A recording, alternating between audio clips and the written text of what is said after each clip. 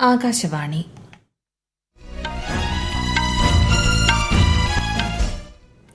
നമസ്കാരം. വാർത്തകൾ വായിക്കുന്നത് ലക്ഷ്മി ശ്രീ വിജയ.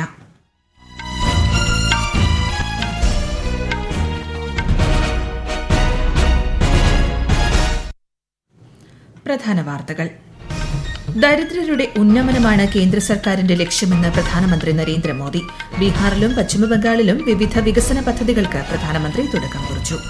വികസിത ഭാരതം കെട്ടിപ്പടുക്കുന്നതിനായി യുവാക്കളുടെ സജീവ പങ്കാളിത്തം അനിവാര്യമാണെന്ന് കേന്ദ്രമന്ത്രി പീയൂഷ് ഗോയൽ. രാജ്യത്തെ സർഗാത്മക വ്യവസായങ്ങളുടെ വളർച്ചയ്ക്ക് സർക്കാർ പ്രതിജ്ഞാബദ്ധമാണെന്ന് കേന്ദ്രമന്ത്രി അശ്വിനി വൈഷ്ണവ്. കൊല്ലം തേവലക്കര സ്കൂളിൽ വിദ്യാർത്ഥി ഷോക്കേറ്റ് മരിച്ച സംഭവത്തിൽ സുരക്ഷാ വീഴ്ച വരുത്തിയവർക്കെതിരെ നടപടിയെടുക്കുമെന്ന് മന്ത്രി വി ശിവൻകുട്ടി. കേരളത്തിൽ ശക്തമായ മഴ തുടരുന്നു. നാളെ 5 ജില്ലകളിൽ ചുവപ്പ് ജാഗ്രത. United World Wrestling ranking series മത്സരങ്ങളിൽ ഇന്ത്യയ്ക്കായി ഈ വർഷത്തെ ആദ്യ സ്വർണ്ണ മെഡൽ നേടി സുജീത് കൽക്കൽ. വാർത്തകൾ വിശദമായി. പശ്ചിമബംഗാളിലെ ദുർഗാപൂരിൽ 5000 കോടിയിലധികം രൂപയുടെ വികസന പദ്ധതികൾക്ക് പ്രധാനമന്ത്രി നരേന്ദ്രമോദി തുടക്കം കുറിച്ചു. പദ്ധതികൾ പശ്ചിമബംഗാളിലെ കണക്ടിവിറ്റിയെ മെച്ചപ്പെടുത്തുകയും വാതക അധിഷ്ഠിത സമ്പദ് വ്യവസ്ഥയെ പിന്തുണയ്ക്കുകയും ചെയ്യുമെന്ന് ഉദ്ഘാടന സമ്മേളനത്തെ അഭിസംബോധന ചെയ്യവെ പ്രധാനമന്ത്രി പറഞ്ഞു. രാജ്യത്തിന്റെ തൊഴിൽ ശക്തിയുടെ പ്രധാന കേന്ദ്രമാണ് ദുർഗാപൂരെന്നും ശ്രീ മോദി കൂട്ടിച്ചേർത്തു. പിന്നോക്ക മേഖലകളുടെ മാത്രമല്ല പിന്നാക്ക വിഭാഗങ്ങളുടെയും വികസനത്തിന് കേന്ദ്ര സർക്കാർ പ്രതിജ്ഞാബദ്ധമാണെന്ന് പ്രധാനമന്ത്രി നരേന്ദ്രമോദി. ദരിദ്രരുടെ ഉന്നമനം സാധ്യമാക്കുക എന്ന ദൃഢനിശ്ചയത്തോടെയാണ് സർക്കാർ പ്രവർത്തിക്കുന്നതെന്നും അദ്ദേഹം പറഞ്ഞു. ബീഹാർ മോത്തിഹാരിയിലെ പൊതുയോഗത്തെ അഭിസംബോധന ചെയ്ത് സംസാരിക്കുകയായിരുന്നു പ്രധാനമന്ത്രി. गरीब का स्वाभिमान क्या होता है ये मोदी जानता है. मोदी ने बैंकों से कहा गरीब के लिए दरवाजे कैसे नहीं खोलेंगे और हमने इतना बड़ा अभियान चलाकर जनधन खाते खुलवाए. इसका बहुत बड़ा लाभ मेरे गरीब परिवार की महिलाओं को हुआ. 100 പിന്നാക്ക ജില്ലകൾക്കായി ഒരു അഭിലാഷ ജില്ലാ പരിപാടി ആരംഭിച്ചതായും 100 ജില്ലകളുടെ കാർഷിക ഉൽപാദനക്ഷമത വർദ്ധിപ്പിക്കുന്നതിനായി PM ധൻധാന്യ പദ്ധതി ആരംഭിച്ചതായും പ്രധാനമന്ത്രി പറഞ്ഞു. കിഴക്കൻ സംസ്ഥാനങ്ങളുടെ വികസനം സാധ്യമാകാതെ ഇന്ത്യയ്ക്ക് വികസിത രാജ്യമാകാൻ കഴിയില്ലെന്ന് അദ്ദേഹം ചൂണ്ടിക്കാട്ടി. ബീഹാറിൽ 7200 കോടിയിലധികം രൂപയുടെ വിവിധ വികസന പദ്ധതികൾക്കും പ്രധാനമന്ത്രി തുടക്കം കുറിച്ചു. അമൃത് കാലത്തിലേക്കുള്ള 5 പ്രതിജ്ഞകളിലൂടെ പ്രധാനമന്ത്രി നരേന്ദ്രമോദി വിഭാവനം ചെയ്തതുപോലെ 2047 ഒരു വികസിത ഭാരതം കെട്ടിപ്പടുക്കുന്നതിനായി യുവാക്കൾ സജീവമായി സംഭാവന നൽകണമെന്ന് കേന്ദ്രമന്ത്രി പീയൂഷ് ഗോയൽ. നോയിഡയിൽ ഇന്ത്യയുടെ international movement to unite nations സമ്മേളനം ഉദ്ഘാടനം ചെയ്ത് സംസാരിക്കുകയായിരുന്നു അദ്ദേഹം. ഇന്ത്യ ഒരു വലിയ പരിവർത്തനത്തിന്റെ പാതയിലാണെന്നും രാഷ്ട്രനിർമ്മാണത്തെ ഒരു കടമയായും അംഗീകാരമായും കണ്ട് എല്ലാ ജോലികളും പ്രതിബദ്ധതയോടെയും സമർപ്പണത്തോടെയും നിർവഹിക്കണമെന്നും അദ്ദേഹം യുവാക്കളോട് ആവശ്യപ്പെട്ടു. വ്യക്തികളുടെയും രാജ്യത്തിന്റെയും ഭാവി രൂപപ്പെടുത്തുന്നതിൽ അധ്യാപകരുടെ പങ്ക് നിർണായകമാണെന്നും പരിപാടിയിൽ സംസാരിക്കവെ അദ്ദേഹം പറഞ്ഞു. ഭീകരതയ്ക്കും വിഭാഗീയതയ്ക്കുമെതിരെ നിലകൊള്ളുക എന്ന ലക്ഷ്യം കൂടി ഷാങ്ഹായ് സഹകരണ സംഘടനയ്ക്കുണ്ടെന്ന് വിദേശകാര്യമന്ത്രി എസ് ജയശങ്കർ. ചൈനയിലെ ടിയാൻജിനിൽ SCO വിദേശകാര്യമന്ത്രിമാരുടെ യോഗത്തിൽ സംസാരിക്കുകയായിരുന്നു അദ്ദേഹം. ജമ്മുകാശ്മീരിലെ വിനോദസഞ്ചാര മേഖലയെ തകർക്കുക എന്ന ലക്ഷ്യവും പഹൽഗാം ഭീകരാക്രമണത്തിന് പിന്നിലുണ്ടെന്നും ശ്രീ ജയശങ്കർ പറഞ്ഞു. രാജ്യത്ത് ലോകോത്തര നിലവാരമുള്ള റോഡ് ഗതാഗത അടിസ്ഥാന സൌകര്യങ്ങൾ നിർമ്മിക്കുന്നതിലാണ് സർക്കാർ ശ്രദ്ധ പുലർത്തുന്നതെന്ന് കേന്ദ്ര സഹമന്ത്രി ഹർഷ് മൽഹോത്ര. 2014 91,000 കിലോമീറ്ററായിരുന്ന രാജ്യത്തെ ദേശീയപാതാ ശൃംഖല ഇന്ന് 1.46 ലക്ഷം കിലോമീറ്ററായി വികസിച്ചുവെന്നും ലോകത്തിലെ രണ്ടാമത്തെ ഏറ്റവും വലിയ റോഡ് ശൃംഖലയായി മാറിയെന്നും അദ്ദേഹം പറഞ്ഞു. ഡൽഹിയിൽ നടന്ന റോഡ് ആൻഡ് ഹൈവേ ഉച്ചകോടിയെ അഭിസംബോധന ചെയ്യുകയായിരുന്നു കേന്ദ്രമന്ത്രി.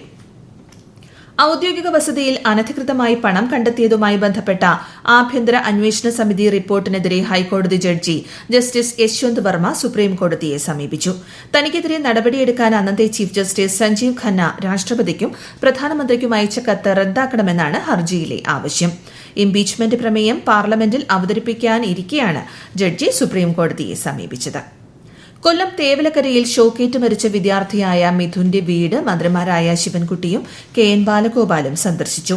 സ്കൂളിൽ ആവശ്യമായ സുരക്ഷാ മുൻകരുതൽ ഒരുക്കുന്നതിൽ വീഴ്ച വരുത്തിയവർക്കെതിരെ കർശന നടപടി സ്വീകരിക്കുമെന്ന് മന്ത്രി ശിവൻകുട്ടി പറഞ്ഞു.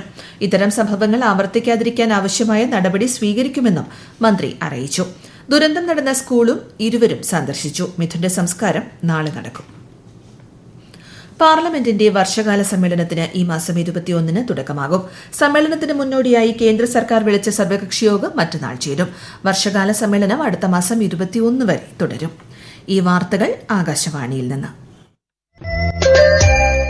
ആകാശവാണി വാർത്തകളും വാർത്താധിഷ്ഠിത പരിപാടികളും all India radio news Thiruvananthapuram YouTube ചാനലിലും all India radio news Thiruvananthapuram Facebook പേജിലും AR ന്യൂസ് _തിരുവനന്തപുരം ഇൻസ്റ്റഗ്രാം അക്കൌണ്ടിലും AR ന്യൂസ് _TVM X ഹാൻഡിലും ലഭ്യമാണ്. പ്രധാനമന്ത്രി നരേന്ദ്രമോദി ആകാശവാണിയിലൂടെ ജനങ്ങളുമായി ആശയങ്ങൾ പങ്കുവയ്ക്കുന്ന പ്രതിമാസ റേഡിയോ പ്രഭാഷണ പരിപാടി മൻ കി ബാത് ഈ മാസം 27-ന് രാവിലെ 11 മണിക്ക് പ്രക്ഷേപണം ചെയ്യും. പരിപാടിയുടെ 124-ാം പതിപ്പാണിത്. പൊതുജനങ്ങൾക്ക് നരേന്ദ്രമോദി ആപ്പിലൂടെയും മൈ GOV ഓപ്പൺ ഫോറത്തിലൂടെയും 1801178000 എന്ന ടോൾ ഫ്രീ നമ്പറിലൂടെയും ഈ മാസം 25 വരെ അഭിപ്രായങ്ങളും ആശയങ്ങളും അറിയിക്കാവുന്നതാണ്. രാജ്യത്തെ യുവജനതയെ ശാക്തീകരിക്കുന്നതിലൂടെ സർഗാത്മക വ്യവസായങ്ങളുടെ വളർച്ചയ്ക്ക് സർക്കാർ പ്രതിജ്ഞാബദ്ധമാണെന്ന് കേന്ദ്ര വാർത്താവിതരണ പ്രക്ഷേപണ മന്ത്രി അശ്വിനി വൈഷ്ണവ്. മുംബൈയിൽ ഇന്ത്യൻ ഇൻസ്റ്റിറ്റ്യൂട്ട് ഓഫ് ക്രിയേറ്റീവ് ടെക്നോളജിയുടെ ആദ്യ ക്യാമ്പസിന്റെ ഉദ്ഘാടനം നിർവഹിക്കുകയായിരുന്നു അദ്ദേഹം. ആഗോള സർഗാത്മക സാങ്കേതിക സമ്പദ് വ്യവസ്ഥയിൽ രാജ്യത്തിന്റെ ശേഷി വർദ്ധിപ്പിക്കുന്നതിനുള്ള സുപ്രധാന ചുവടുവയ്പ്പാണ് Indian Institute of Creative Technology എന്ന് കേന്ദ്രമന്ത്രി പറഞ്ഞു. രാജ്യത്തിന്റെ സർഗാത്മക സമ്പദ് വ്യവസ്ഥയുടെ ഭാഗമായി പ്രവർത്തിക്കുന്നവരുടെ കഴിവുകൾ മെച്ചപ്പെടുത്തുന്നതിനുള്ള നടപടികൾ സ്വീകരിക്കേണ്ടത് അനിവാര്യമാണെന്നും ശ്രീ അശ്വിനി വൈഷ്ണവ് കൂട്ടിച്ചേർത്തു. टेक्नोलॉजी आज की क्रिएटिव वर्ल्ड में जिस तरह से एक इंटीग्रल पार्ट बन चुकी है, उसमें बहुत जरूरी है कि हमारी क्रिएटिव इकोनॉमी में काम करने वाले जितने भी लोग हैं और जो इससे जुड़ना चाहते हैं, उन सबको हम नए स्किल्स दें, टेक्नोलॉजीज में ट्रेनिंग दें, नए टूल्स दें और दुनिया में जो बेस्ट हो रहा है उसको हम अपने यहाँ पर भारत में लेके आए और यहाँ से नए इंक्यूबेशन, नए आइडियाज, नई टेक्नोलॉजीज भी भारत से बनी. പ്രസാർ ഭാരതിയുടെ ഡിജിറ്റൽ പ്ലാറ്റ്ഫോമായ വേവ്സ് OTTയിൽ അതിന്റെ ഫീച്ചർ ഫിലിമായ ഡെല്ല ബെല്ല ബദലേഗി കഹാനിയുടെ ആദ്യ പ്രദർശനം ന്യൂഡൽഹിയിലെ ആകാശവാണി ഭവനിൽ നടന്നു. പൈതൃകവും ഡിജിറ്റൽ നവീകരണവും സമന്വയിപ്പിക്കുന്ന ഇന്ത്യയിലെ ഏക പൊതുസേവന സ്ട്രീമിംഗ് പ്ലാറ്റ്ഫോമാണ് വേവ്സ് OTT എന്ന് ചടങ്ങിൽ സംസാരിച്ച പ്രസാർ ഭാരതി ചെയർമാൻ നവനീത് സെഹ്ഗാൾ പറഞ്ഞു. ഡോക്യുമെന്ററികൾ, റേഡിയോ പരിപാടികൾ, DD ആർക്കൈവുകൾ, ലൈവ് TV, ഓൺലൈൻ ഷോപ്പിംഗ്, വിനോദം, വാർത്തകൾ എന്നിവയും പ്ലാറ്റ്ഫോമിൽ ഉണ്ടായിരിക്കും. ഉമ്മൻചാണ്ടിയുടെ 2ാം ചരമവാർഷികത്തോടനുബന്ധിച്ച് KPCCയുടെ നേതൃത്വത്തിൽ കോട്ടയം പുതുപ്പള്ളിയിൽ സംഘടിപ്പിച്ച സ്മൃതി സംഗമം ലോക്സഭാ പ്രതിപക്ഷ നേതാവ് രാഹുൽ ഗാന്ധി ഉദ്ഘാടനം ചെയ്തു. പുതുപ്പള്ളി സെന്റ് ജോർജ് പള്ളിയിലെ ഉമ്മൻചാണ്ടിയുടെ കബറിടത്തിൽ അദ്ദേഹം പുഷ്പാർച്ചന നടത്തി. ഉമ്മൻചാണ്ടി ഫൌണ്ടേഷൻ നിർമ്മിച്ച 12 വീടുകളുടെ താക്കോൽദാനവും നിർവഹിച്ചു.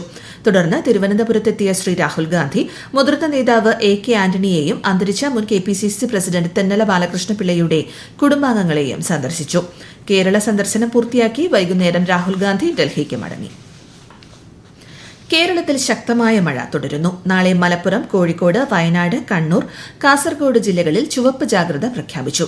കേരള, കർണാടക, ലക്ഷദ്വീപ് തീരങ്ങളിൽ ഈ മാസം 21 വരെ മത്സ്യബന്ധനത്തിന് വിലക്കേർപ്പെടുത്തിയിട്ടുണ്ട്. ഹംഗറിയിൽ നടക്കുന്ന ഗുസ്തി ടൂർണമെന്റിൽ 65 കിലോഗ്രാം പുരുഷ ഫ്രീസ്റ്റൈൽ വിഭാഗത്തിൽ ഇന്ത്യയുടെ സുജീത് കൽക്കൽ സ്വർണ്ണ മെഡൽ നേടി.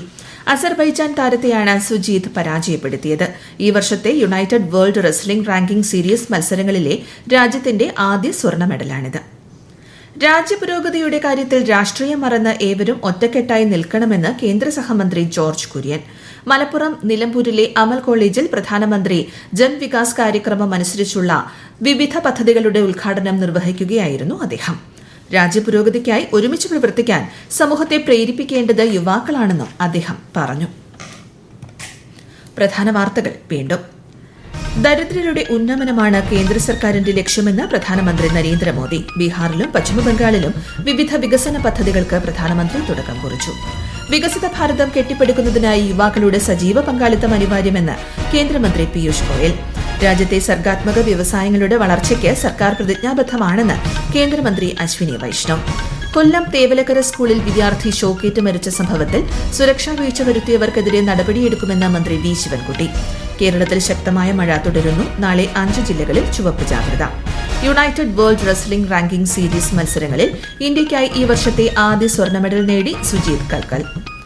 വാർത്തകൾ കഴിഞ്ഞു. അടുത്ത വാർത്താ പ്രക്ഷേപണം 8:35.